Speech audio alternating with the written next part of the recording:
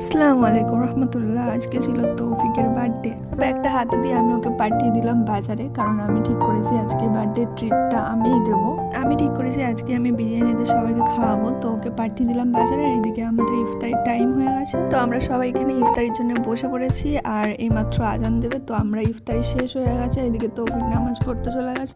নামাজ পড়তে থেকে এসে দেখি খুশি রান্না করা শুরু করে দিয়েছে। আর আজকে রাতের ডিনারে ছিল কিন্তু বিরিয়ানি, আর সে খুব ভালোবেসে বিরিয়ানি রান্না করছিল। আমার হাজব্যান্ডের বার্থডে বলে কথা, আর আমি বিরিয়ানি করবো না সেটা কখনো হয়? তো এখানে আমি বিরিয়ানিটা অনেক সুন্দরভাবে পরিপাটিভাবে বানিয়ে নিলাম। লাইফে ফার্স্ট টাইম একা হাতে পুরোটাই তৈরি করলাম, সবই আমার ভালোবাসার মানুষটার জন্য। এতটা সারপ্রাইজ হবো কখনো ভাবিনি, আর যতটুকু পেয়েছি সেটার জন্য আলহামদুলিল্লাহ। যেহেতু এটা রমজান মাস, ওই জন্য বেশি কিছু করতে পারিনি, তো যেটুকুই করেছি সেটুকুই আল্লাহর ইচ্ছাতে। তো সবাই দোয়া করবে আমরা যেন অনেক ভালো থাকি, সুস্থ থাকি, আর আমিও দোয়া করি সবাই ভালো থাকেন। আল্লাহ হাফেজ।